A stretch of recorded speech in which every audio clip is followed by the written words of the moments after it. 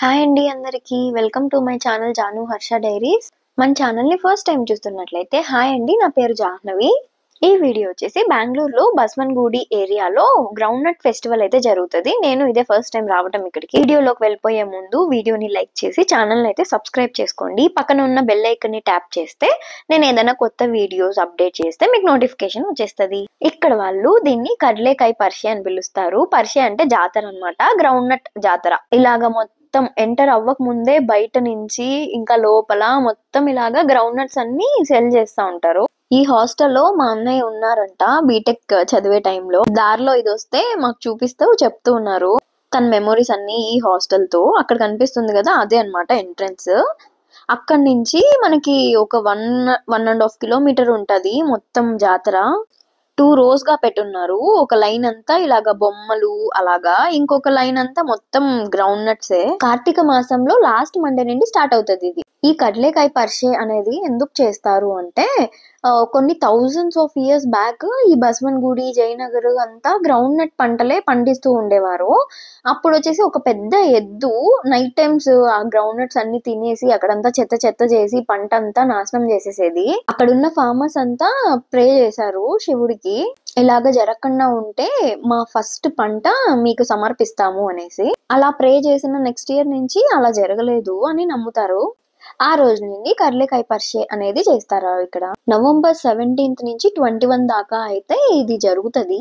ఈ బస్వన్గూడిలో అయితే పెద్ద బుల్ టెంపుల్ ఉంటది, అది ఫేమస్ ఇక్కడ. చాలా పెద్దగా ఉంటది నంది. ఒకే స్టోన్ పైన అయితే దీన్ని చెక్కి ఉంటది అన్నమాట, నంది పెద్దది. ఈ టైంలో ఆ నందిని వచ్చేసి ఈ గ్రౌండ్ నట్స్ తో అయితే పూజిస్తారంట.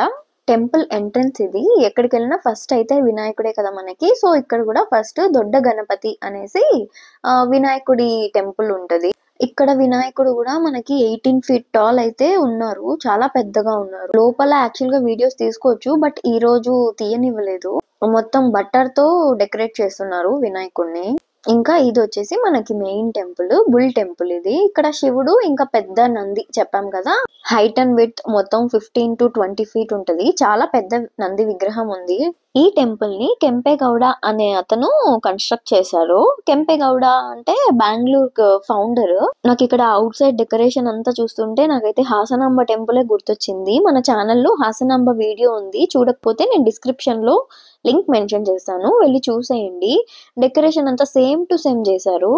కనిపిస్తుందా ఇక్కడ పెద్ద నంది? నార్మల్ డేస్ లో అలాగా ఫ్లవర్స్ తోని అలాగంతా ఏం ఉండదు, బాగా కనిపిస్తది విగ్రహము. అక్కడ నుంచి బయటకు వస్తూనే ఇంకా గేమ్స్, ఇంకా స్టాల్స్ అవన్నీ కనిపించాయి. ఈ జాతర జరిగినంత సేపు ఈ ఏరియాలో మనకు అన్ని గ్రౌండ్ నట్సే కనిపిస్తాయి.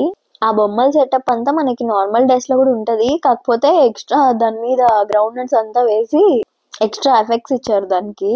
ఈ డ్రోన్ అయితే ఎవరైనా తీసుకెళ్లిపోతారేమో అనేసి ముందు జాగ్రత్తతో అక్కడ పోలీస్ అని రాశారు. ఇంకా అంత తిరిగాం కదా, అప్పటికే టైం 10 o'clock అయిపోయింది.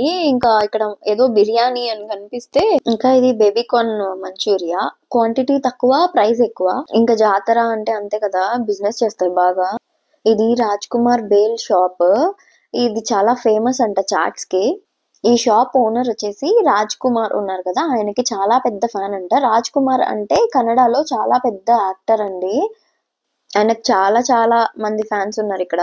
రాజ్ కుమార్ స్పెషల్ బేల్ అనేది ఇక్కడ వీళ్ళది సిగ్నేచర్ డిష్. వీళ్ళ మెన్యూ ఇక్కడ చాలా ఫేమస్, ఏ డిష్ అయినా కూడా. ఎండు ద్రాక్ష, పైనాపిల్, కుకుంబర్ తో బేల్ చాట్ ఇది. మేము 3 dishes తీసుకున్నాము. స్పెషల్ బేల్ ఒకటి, ఇంకొకటి కర్డ్ చాట్ ఒకటి, ఇంకొకటి కుర్కురే మసాలా అని చెప్పేసి. 3 కూడా చాలా చాలా బాగున్నాయి. లైక్ చాలా లైట్ అనిపించింది, ఎన్ని తిన్నా కూడా ఫుల్ అవ్వలేదు. పక్కనే హెల్దీ ఆప్షన్స్ కూడా ఉన్నాయి. జొన్న రొట్టె, అందులోకైతే 2-3 కర్రీస్ ఇచ్చారు. ఈ షాప్ వాళ్ళ జొన్న రొట్టెని అంత పల్చగా ఎట్లా చేస్తారో ఏమో, నేను ఇంట్లో ఎన్నిసార్లు ట్రై చేసినా అవ్వదు నాకు. ఇది ఇక్కడ మనకి హెల్తీ మెనూ.